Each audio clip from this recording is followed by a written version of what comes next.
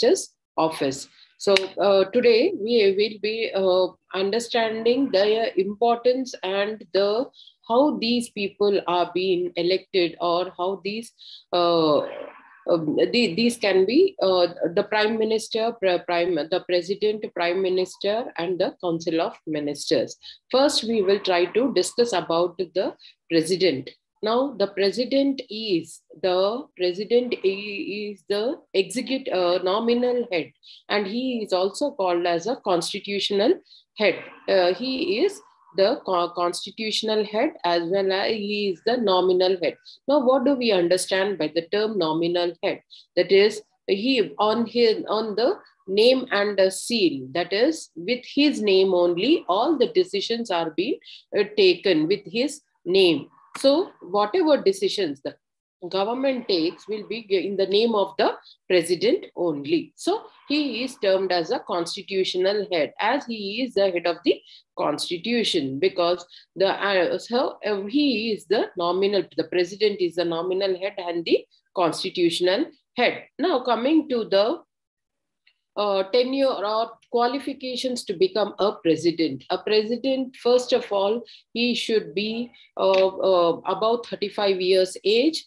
And the second important qualification, he should be the citizen of India. The person who is a citizen of India will be eligible, and he can contest the elections to become the president. So these are the two. And third important one is he should not hold any office of profit. Office of profit means he should not hold office maybe in the state government as well as in the central government. Means he should not earn a salary, or he should not be anything when he wants to contest the elections to be the president. That is, he should resign from them, and then he can go for the elections. So this can be the qualifications to become a president. Then the tenure of office means the term of office of the president is 5 years. 5 years, the president, when the president is elected, he can be in office for 5 years. And the oath of office to the president is being administered by the Supreme Court Chief Justice. That is, Chief Justice of Supreme Court administers the oath of office to the president. Now, if the president is unsatisfied, or if he is unable to continue in office, he can resign from his office, and he can submit his resignation. He can submit his resignation to the vice president. So this can, and the president, how is the president elected? The president is elected through the electoral college. Now, who come under this electoral college? The members of parliament and the members of the legislative assemblies. These members are come under this electoral college. And the president is not elected by the citizens of India. They are elected by the representatives of India, that is, who are being elected by the people and who become the members of legislative assembly or the members of the parliament. These members only can elect the president. This is all about the president and the introduction. That is, he is the nominal head, he is as well as the constitutional head. And here, and why we are terming it as a constitutional, because he is the person who is the highest authority above the Supreme Court, and he is the person who is being taking care of the constitution. So he is termed as a constitutional head. Now, what are the functions, powers and functions of this president?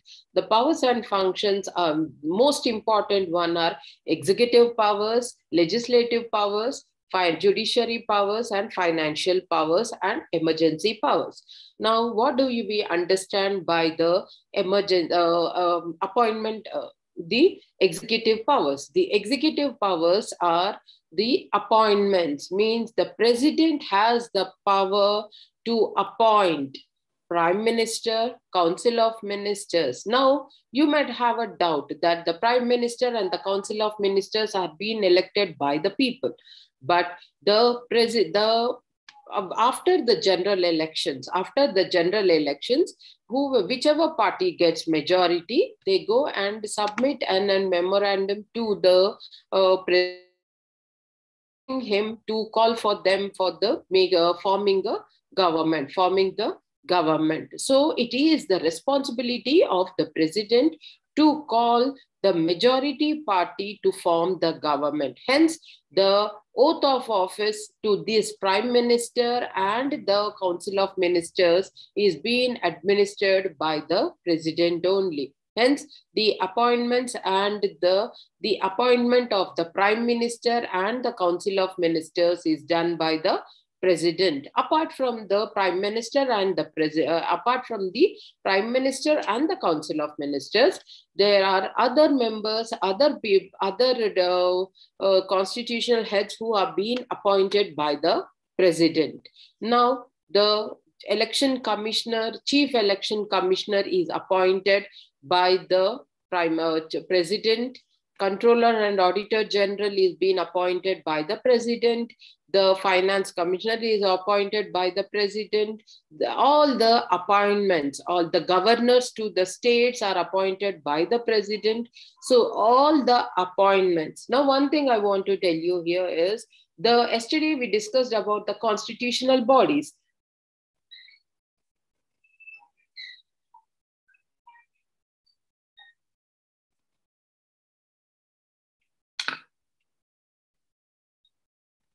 I'm audible, I think.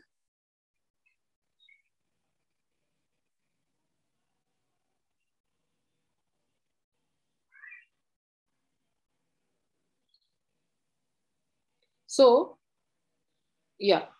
So the president has the power to appoint yesterday, as we discussed in the class about the constitutional bodies, these constitutional bodies heads are being appointed by the president. This you can remember easily.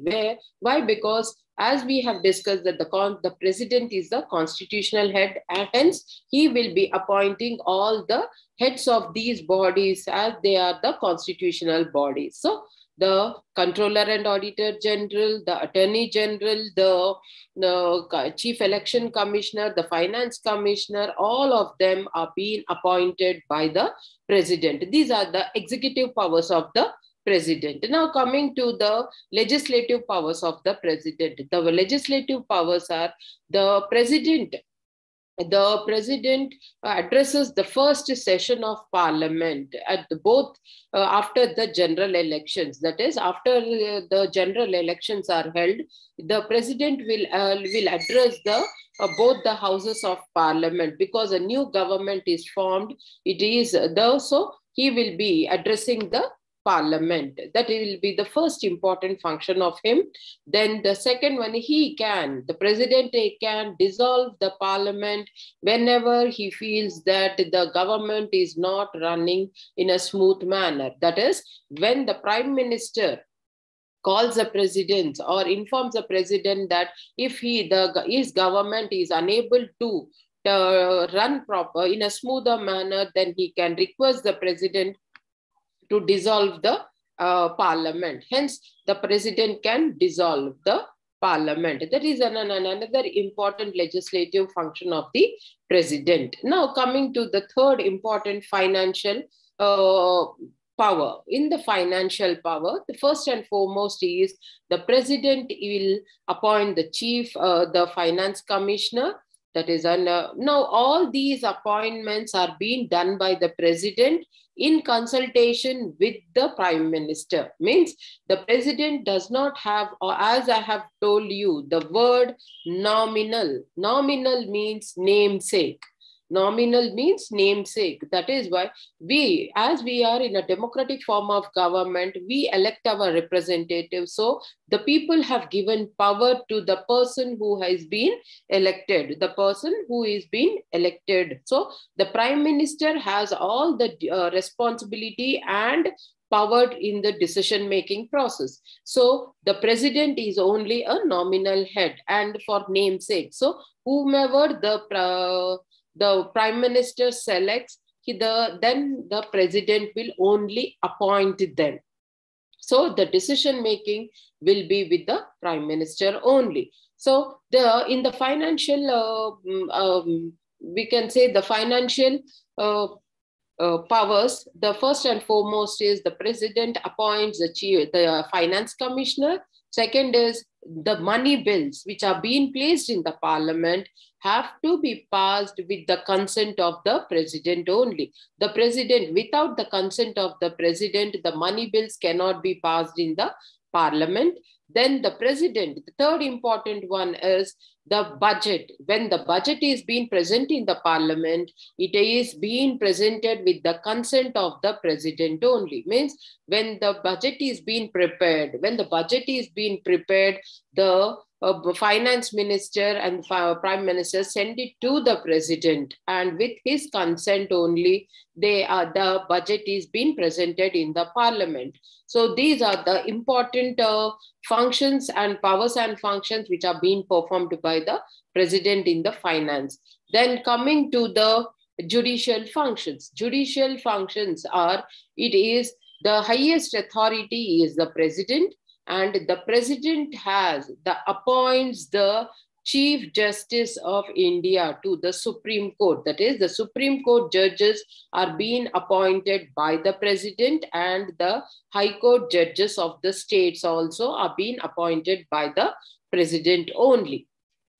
Then another important function of the president, or we can say the power also, is that the president can grant mercy. That is, if a person is being granted death penalty, or we can say death sentence by the Supreme Court, that person can file a mercy petition. The person can file a mercy petition to the president, and the president has the power to grant him pardon and cancel his death sentence. But mostly that doesn't happen. The Supreme Court is an ultimate authority of justice. So the president, whatever decisions are being taken by the Supreme Court, that are being used. So these are the judiciary functions or powers and functions of the president. Then the last and most important one are the emergency powers and functions. Now, in the emergency functions, there are three types of them. Emergencies: national emergency, constitutional emergency, and financial emergency. Now, what is national emergency? National emergency is when the country is having a threat from other countries. That is, when the country is having a threat of war from other countries, when on the border, or when there is a foreign aggression, when there is a foreign threat, then the president can call for national emergency. That is another first and foremost important emergency, national emergency. Second one is the constitutional emergency. Constitutional emergency is also called as president's rule. Now, what is this president's rule? When a state government is unable to work smoothly, then it will ask the governor of the state to dissolve the assembly, and it will request the governor to go for an emergency. That is constitutional breakdown, that is termed as, whereby president's rule is applied. Then the governor, as we know, as the governor is the representative of the president, he will send a request to the president to implement president's rule. So then at that time, there won't be any government in the state. The governor will be handling all the administration of the state. That is known as a constitutional emergency or constitutional breakdown. And the other name for this constitutional breakdown is president's rule. Then the third emergency is financial emergency. Financial emergency means when the country is unable to, go with the finances, or when the banks are unable to cope up with the finances of the country, then there will be, when there is no rotation of money in the government, when the banks are unable to pay back the money, when there is a, then the government will go for a financial emergency. That is, there will be where the money will become will be at a standstill position. Then that slowly they will recover. That is, the finances, all the rotation of the money will slowly. That is, when the recession takes place. That is, when there is no job, no rotation of money, slowly the rotation of money in the market stops, then it will create a disturbance in the market, and the people's cost of living also will come down, cost of expenses also will, that is, all this can be termed as a financial emergency.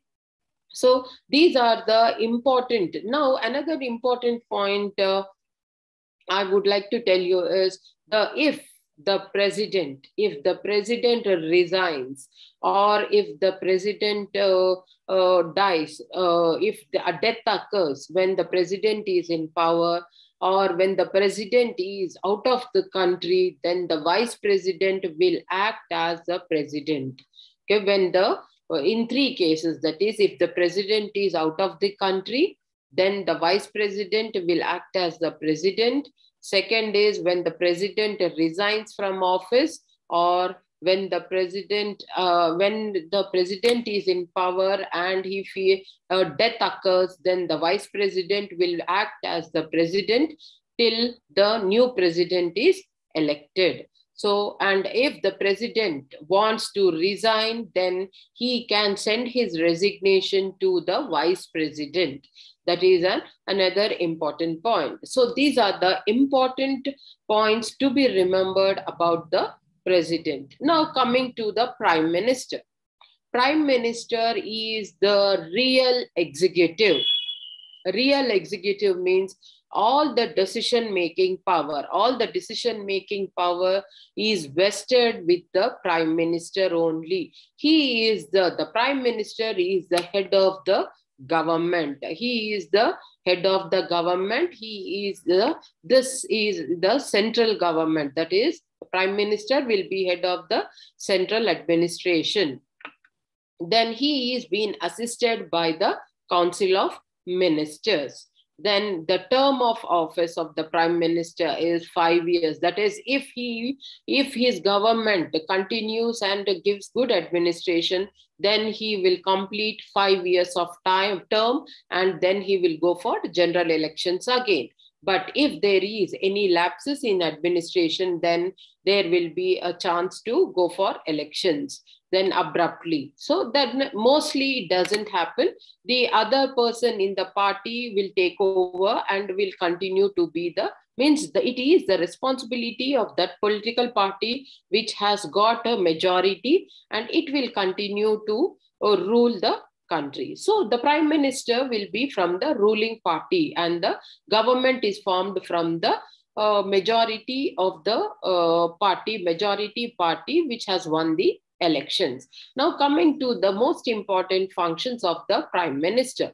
He has three most important functions. The first one is in relation to the council of ministers. In relation to the council of ministers, that is, he is the head of the council of ministers, and the prime minister allocates the portfolios to the council of ministers. And this council of ministers and the prime minister have the collective responsibility. That is, nobody, if anything happens in the government, the whole responsibility is to be taken by the whole government, not on one person. That is termed as collective responsibility. Then second important one is in relation with the president. In relation with the president here, The Prime Minister acts as a communicating channel or a connecting channel between the Council of Ministers and the President. That is, if the Council of Ministers wants to say something to the President, it is through the Prime Minister only they can go and explain to the President. And it's a vice versa process. That is, the President, if the President also wants to convey anything to the government, it is being conveyed through the Prime Minister only. So the Prime Minister can be termed as a connecting channel between the Prime Minister and the Council of Ministers. And another important one is the Prime Minister helps the President in the decision making. That is, as we all know, the appointments are being done by the President, but with the help of the Prime Minister. So the Prime Minister will select the persons, and the decision is being vested with the Prime Minister. Only the appointments are being made by the President. Then the third is in relation with the Parliament. That is, in relation with the Parliament, because the government is responsible to the people. The Prime Minister and the Council of Ministers, before becoming the Prime Minister and the Council of Ministers, they are the members of Parliament. Hence, this government, first they have to prove their majority in the Parliament. Then the government, the Prime Minister will be the head of this party in the Parliament. Means whatever questions which are being taken up, it is the responsibility of the Prime Minister to address those questions and answer those queries of the other parliamentarians. The other parliamentarians are the opposition party. So these are the important functions of the Prime Minister. Then we have the next one is the Central Secretariat, Council of Ministers. Now, Council of Ministers are the members of Parliament. First, they are being elected and they become the members of Parliament, and then the Prime Minister. Now, one thing I want to tell you, the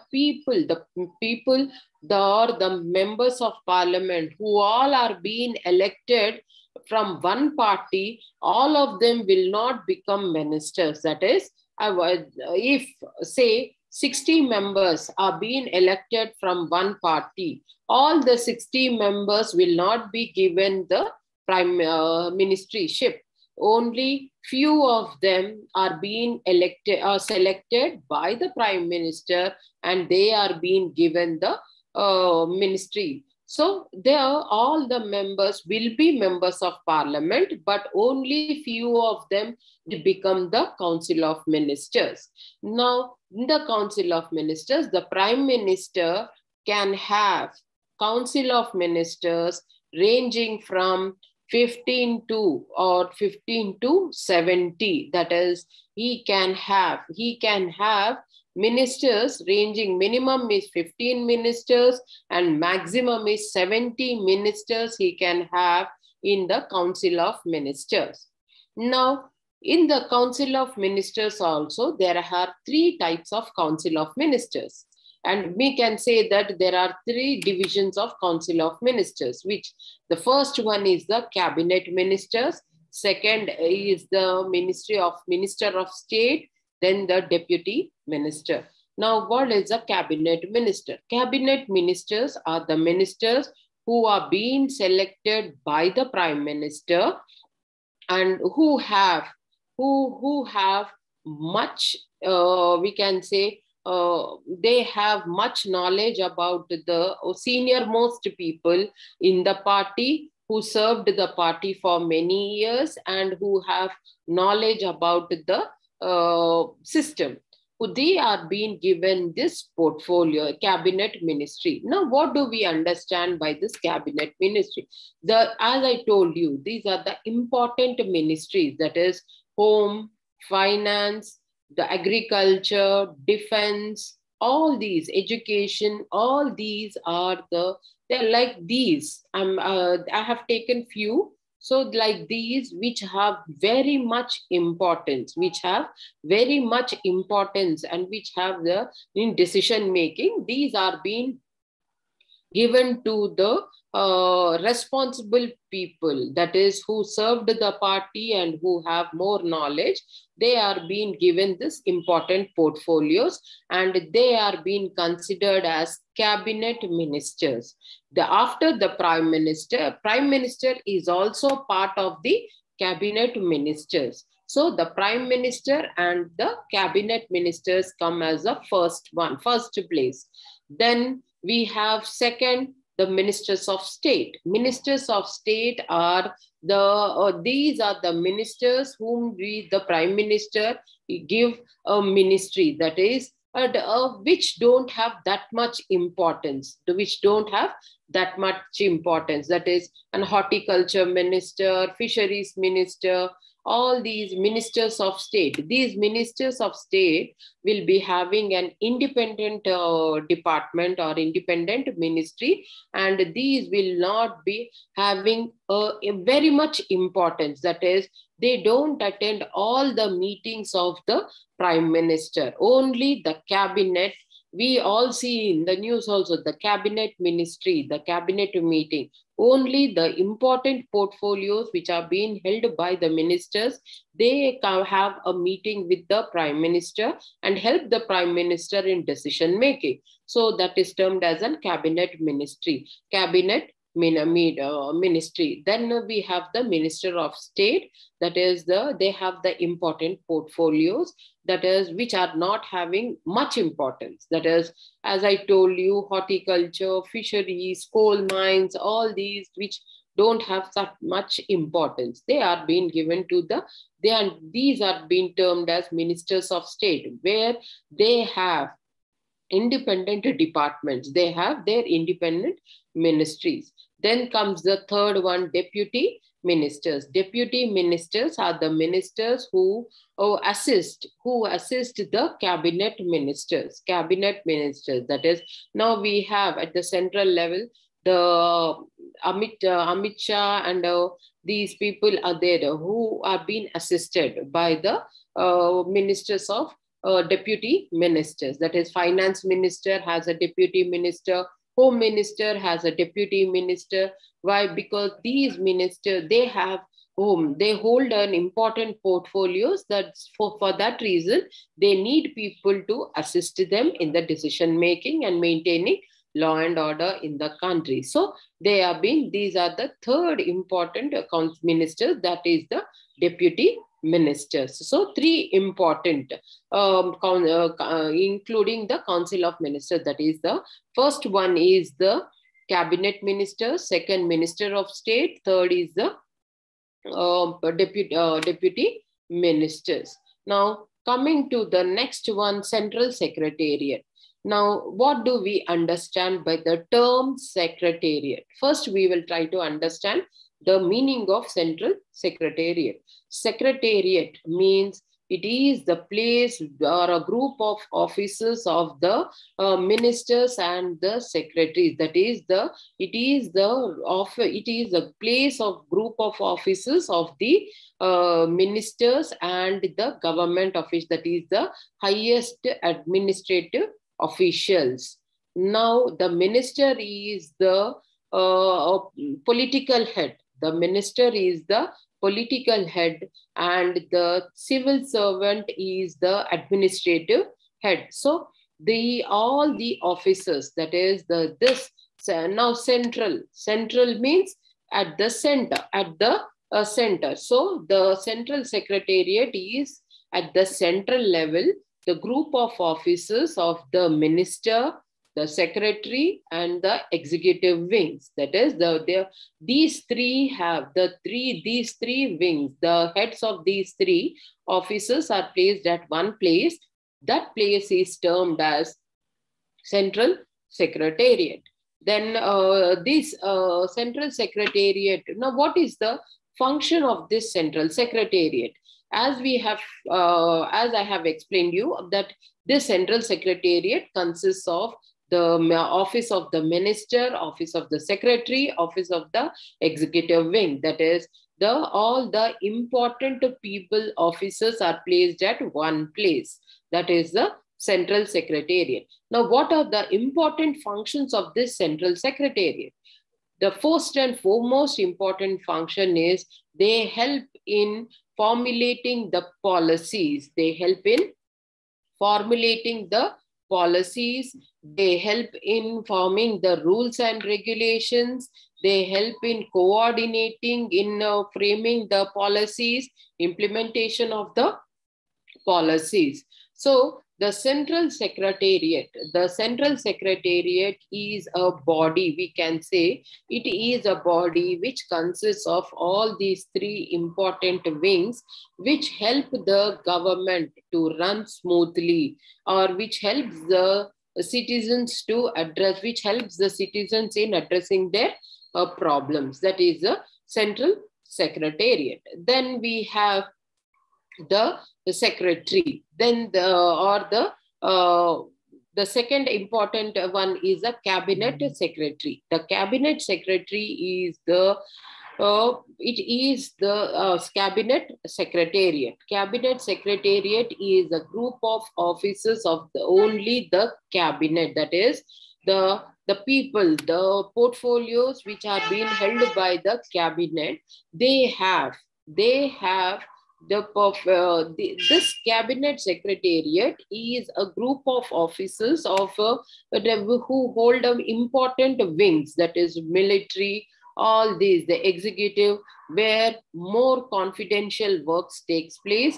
Then these people, these Central Secretariat help in decision making, that is all the confidential work. Now in the Central Secretariat, we have all the ministers' offices, and the administrative heads offices. But in the Central Cabinet Secretariat, we have offices of the people of the cabinet only, of the cabinet, that is the ministers of the cabinet and the administrative heads of the cabinet. So because they do all the confidential work of the government, hence they have, that is the executive. The executive work is to take decisions and to implement the policies. The military is all the confidential works which are at the border level, that is the three defenses, that is army, navy, and the we can say army and air force. So these are the three important defense mechanisms which help the government in going on smoothly. So this is the Central Secretariat. Then coming to the another important one, Prime Minister's Office, PMO, that is termed as PMO. Now the Prime Minister's Office, now we have discussed about Central Secretariat, we have discussed about Cabinet Secretariat. Now the Prime Minister's Office does not come under the Central Secretariat nor the Cabinet Secretariat, because the Prime Minister, as we all know, is the head of the government. He is the political head of the government who has the major role to play in the decision making. Hence, he is being given a separate office. It is termed as Prime Minister's Office, PMO. It is termed as PMO. Now, this PMO consists of an administrative head. This administrative head will be a senior civil servant, a senior most civil servant. Now, senior most civil servant might be who might be having 25 to 30 years of experience.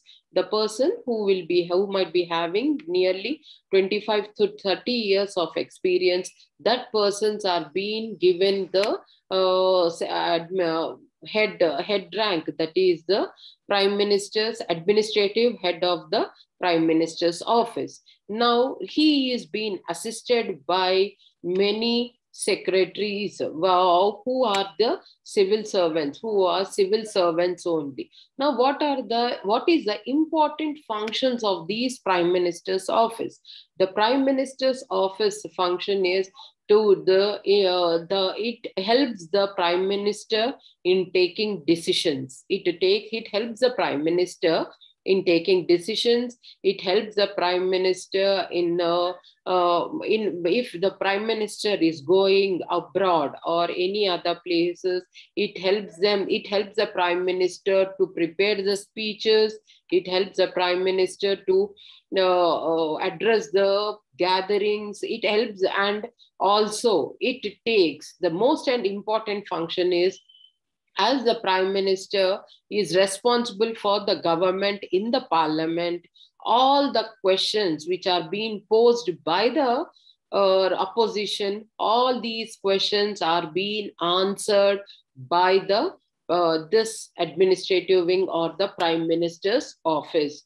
That is, the questions are being answered, means the Prime Minister will address it in the Parliament, but the answers are being framed. That is, these people help the Prime Minister in answering those questions in the Parliament. That is, the whole functioning of the Prime Minister is dependent upon the on the Prime Minister's office only. So we can say that the Prime Minister and without the Prime Minister's office, without the Prime Minister's office, the Prime Minister cannot function smoothly. The Prime Minister cannot function smoothly. Hence, that is, this Prime Minister's office will assist the Prime Minister in foreign tours. They arrange the foreign tours. They to whichever country the Prime Minister the Prime Minister visits, they help him in addressing the problems or the diplomatic answers, or whatever, the receiving the dignitaries and having a conversation. Everything is done by the Prime Minister's office only. So we can say that the Prime Minister office plays a very, very important role. That is, this Prime Minister's office helps them to in the decision making, that is, formulating of the policies. All the work of the Prime Minister is being taken care of by this Prime Minister's office. So this is all about the Unit 5 and Unit 6, that is the President, Prime Minister, Council of Ministers, Central Secretariat, Cabinet Secretariat, and Prime Minister's office. Next module is Union Public Service Commission. In Module 3, we have Union Public Service Commission. Now, we all know what is Union Public Service Commission. In short terms, it is a UPSC. Now, what do we understand by UPSC? Union Public Service Commission is it is a constitutional body. It is an Union Public Service Commission is a constitutional body which is being formed, and means this body's presence is there in the Constitution, means it has a place in the Constitution. Hence, the chairman of the Union Public Service Commission and the members of the Union Public Service Commission are being appointed by the president only. So, because this is a constitutional body. And now, what for this UPSC is? Now, the UPSC conducts all the civil services exams, that is the IAS, IPS, all the exams are being conducted by the Union Public Service Commission. So we can say that the Union Public Service Commission is a body which is being formed by the Constitution, and the president appoints the chairman and the members of this. Now, what is the tenure of office of this Union Public Service Commission members? That it is, the term of office is 5 years, and 6 years, and it is, and the retirement, that is, the chairman can continue in office for 6 years or 65 years, that is, whichever comes early, if the person is having 65 years, and if the more years are being there, then also he has to retire, whichever comes early. If it is 65 years or 6 years, whichever comes early, they have to retire. Then it is the senior bureaucrats, or the senior bureaucrats are being appointed as the chairman and the members of the Union Public Service Commission. Now, what can be? Now, this Union Public Service Commission conducts exams at the central level. That is, in the central level also, we know that the IAS, IPS, or IRS, or IFS, all these exams are being conducted by them. But the central level, there are other exams also that are at the central level. They are being divided into 4 categories, that are Group A, Group B, Group C, and Group D. And in the Group A, only the civil IAS, IPS, and IFS, Indian Forest Service, these 3 can be termed as the civil services, that is the top 3 cadres. Later, after that, what all are being conducted, they are being termed as a Group A services. Group A is services. So then Group B, Group C, and Group D, all these central government exams are being conducted by the Union Public Service Commission only. Now, next, another important function of the Union Public Service Commission is it helps the states also to conduct the state public service commissions. That is, now we have in Telangana State Public Service Commission. This Telangana State Public Service Commission also conducts the exams. Later, in the last 1 month back, they have conducted Group 1 exams. So now if all the states, if they want to conduct their state exams, that is the State Public Service Commission exams, it is the responsibility and duty of the Union Public Service Commission to help these states in conducting the exams if they need any help. So if the states need any help in conducting these exams, it is the responsibility of the Union Public Service Commission to conduct these exams. So we can say that the Union Public Service Commission plays a very, very important role in conducting all these exams. And another important point here, we can say that the union consists of chairman. The composition of the Union Public Service Commission is the composition, that is how many members are there. The chairman, along with the chairman, there will be 4 other members who will be assisting the chairman in the decision-making process. So the Union Public Service Commission also helps in conducting these exams.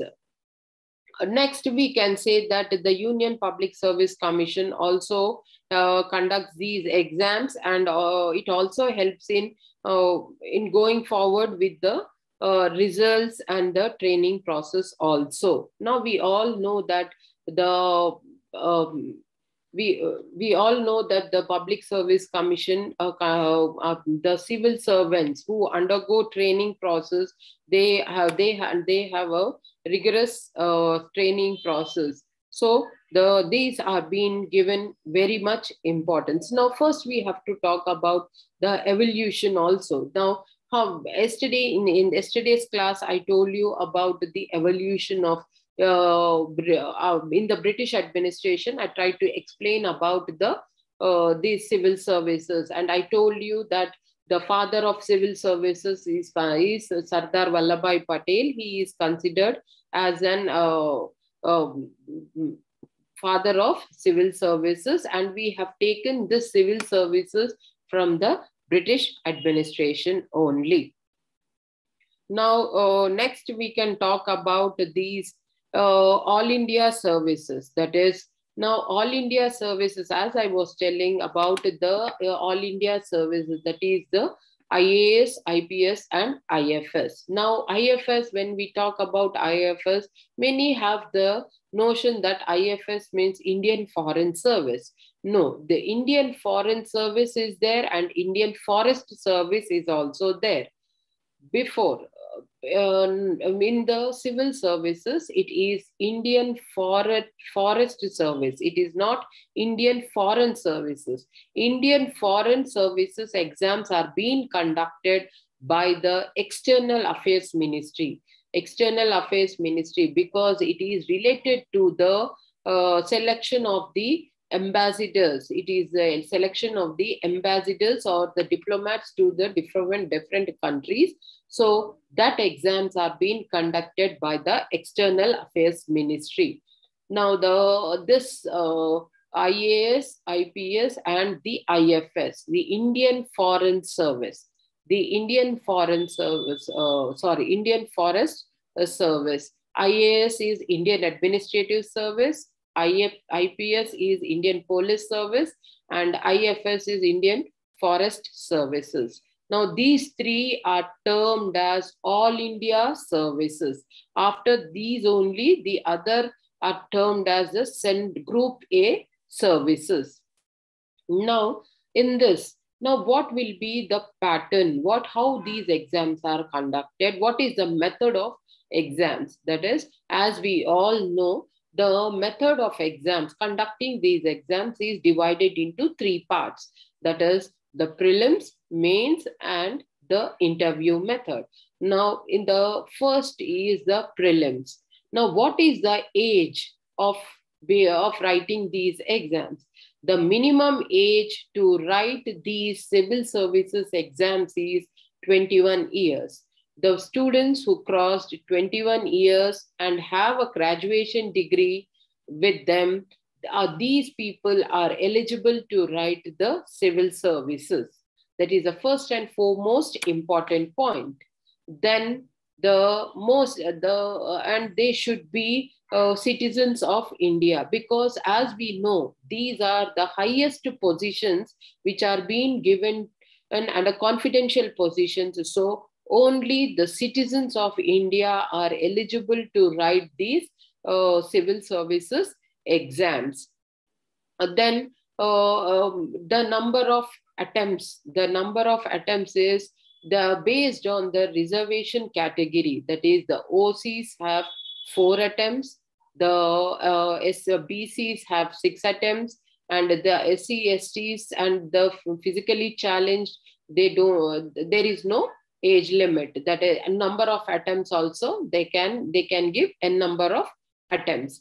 That is the and in the prelims exam is conducted to whoever enrolls themselves and who crossed the age of 21 years, they are eligible to write these exams. And this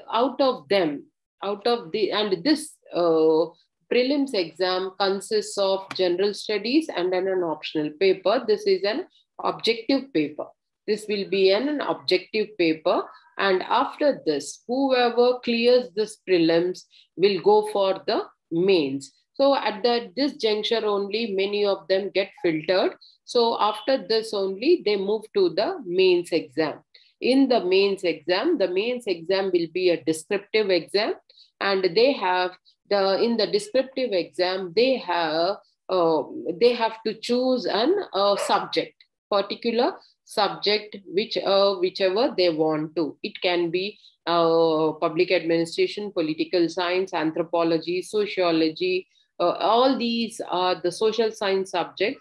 Whichever subject they feel, they can choose and they can go prepare for the mains. After clearing mains, they have to go for the interview. That will be a panel interview. And after clearing the panel interview only, the ranks are being declared. Based on these 3 criteria, a person is selected to be a civil servant. This is an examination procedure. Now, another important point to remember in this is the after clearing this civil services, the IAS comes under the the Ministry of Personnel Administration. That is, the Ministry of Personnel Administration takes care of the IAS, that is the Indian Administrative Services, that is regarding the postings, regarding the salaries, everything. This is being taken care of by the Ministry of Personnel Administration. And Indian Police Service, IPS, they are being taken care of by the Ministry of Home, that is Home Ministry. As we all know, Home Ministry is responsible for law and order. Hence, the Ministry of Home takes care of Indian Police Service, that is the recruitment, the selection, promotion, and transfers, all the placements, everything is being done by the Ministry of Home or the Home Ministry. Then the third one is Ministry of Forest, that is the Environmental, Ministry of Environment and Forest. This ministry takes care of the Indian Forest Services. Indian Forest Services, the people who are selected, who get a rank and who are selected as Indian Foreign Services, they are being posted under this category, under this ministry. Means this ministry take care of this Indian Forest Services. So just in a blank, we shouldn't say that the UPSC conducts the exam, the central government takes care of it. No, the the exams are being conducted by the UPSC, but the postings, the salaries, the allowances, the transfers, everything is being done by different departments. Is being taken care of by different departments. The IAS by the Ministry of Personnel Administration. Then the IPS is the Ministry of Home. Then the Indian Ministry of Environment and Forestry, it takes care of the Indian Forest Services. After that, later on, the other services are also there. Indian Postal Service, Indian Revenue Service, all there are nearly 38 or the more than 38 services which come under Indian services, that is the services. But only 3 important are termed as All India Services, that is IAS, IPS and IFS. Now, when we talk about this IAS, after independence, there was only IAS and IPS. First, it was only Indian Administration, Indian Administrative. Then it was Police, Indian Police in 1947, after 1947. Then later on in 1960s, it was changed to Indian Administrative Services. Then it was the Indian Police was changed to Indian Police Services. That is, so IAS and IPS first came into existence. Later on, IFS continued. Then these are the important points to be remembered in the Union Public Service Commission. Then we have the All India Services. Then next we will take up the Election Commission, or else we will try to go with the Election Commission in the next coming classes. So once again, I want to just brush up what I have explained to you today. The first, we have started the class with the Unit 5, President, Prime Minister, and the Council of Ministers.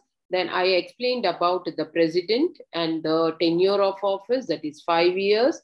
The eligibility to become the President is he should be 35 years of age, a person. Then he should not hold any office of profit, and he should be a citizen of India. And the most important powers and functions of the president are the executive powers, legislative powers, judiciary powers, and financial powers, and as well as the emergency powers. Then the prime minister is the real executive. He is the head of the government at the central level. He is the political head. He is the connecting channel between the president and the council of ministers. Then the Council of Ministers. The Council of Ministers consists of three types, that is the cabinet ministers and ministers of state and the minister deputy ministers. Then we have the Central Secretariat. Central Secretariat, it is a group of offices. It is a place where the three groups of offices are being placed, that minister, secretary, and the executive wing. Now, another important one is Central Secretariat is termed as a staff agency. Staff agency means if one or more responsibilities are taken by one person, then it is termed as a staff agency. So Central Secretariat is termed as a staff agency. Then we discussed about the Cabinet Secretariat. Then we discussed about the Prime Minister's office. Prime Minister's office is a very, very important body. And one important thing is Prime Minister's office is not a constitutional body. All these are being prepared or established for in the consultation or to help the Prime Minister and to help the ministers. Hence, they are not termed as an constitutional bodies. Then we have the Prime Minister's office, which helps the Prime Minister in taking decisions and taking care of the decision-making process of the Prime Minister. Then it is about, then we discussed about the Union Public Service Commission. In that we discussed about the appointments of the Union Public Service Commission, that is the chairman and the 4 members are being appointed by the president in consultation with the Prime Minister. Then the term of office is 6 years or 65 years, whichever comes early, they have to retire. The most important function of the UPSC, Union Public Service Commission, is to conduct the civil services exams.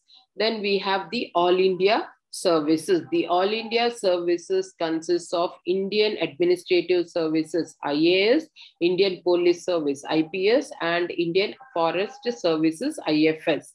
Now, these three come under 3 different ministries. IAS comes under the Ministry of Personnel Administration. IPS comes under the Ministry of Home. Then the IFS comes under the Ministry of Environment and Forestry. Then the eligibility to write the prelims is 21 years. The candidate should be about 21 years of age and he should complete his graduation. If a student is graduate, then he is eligible to write the civil services exam. And moreover, they should be a citizen of India only. And attempts, coming to the attempts, they can write, they can OC. There is a reservation for in this also, that where the OC candidates can write for 4 times, 4 attempts can be given. BCs 6 attempts can be given, and SC and STs can there is no limit for them, that they can write a number of times. And the physically challenged also, they can write a number of times. So this is as we all know, this civil services is being taken from British administration. This is being taken from British administration, and the father of this Public Service Commission, the father of civil services, is termed as the Sardar Vallabhbhai Patel. Now, this civil services, the Indian Administrative Services, is termed as a steel framework of India, or the backbone of the Indian administration. Why? Because as we all know, every 5 years we change new governments. We have new governments, and the politicians, they don't know what has happened in the last 5 years or in the coming 5 years, what decisions have to be taken. So it is the responsibility of these civil servants to take care of the Indian administration, to take care of the people. Because when a new government is formed, it is the responsibility of these people, of these civil servants, to help the ministers and the prime minister or whoever is in the government to take proper decisions, to take decisions in regard to the citizens and to help the government in running smoothly. So these are the topics which we have discussed today. If you have any doubts, you can come up. Am I clear with the topics today? If you have any doubts, you can come up. We have 2 minutes, we can discuss.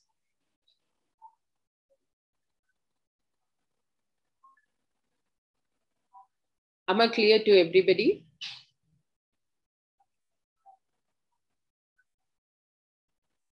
Okay then. Okay. We'll meet in the next class. Thank you.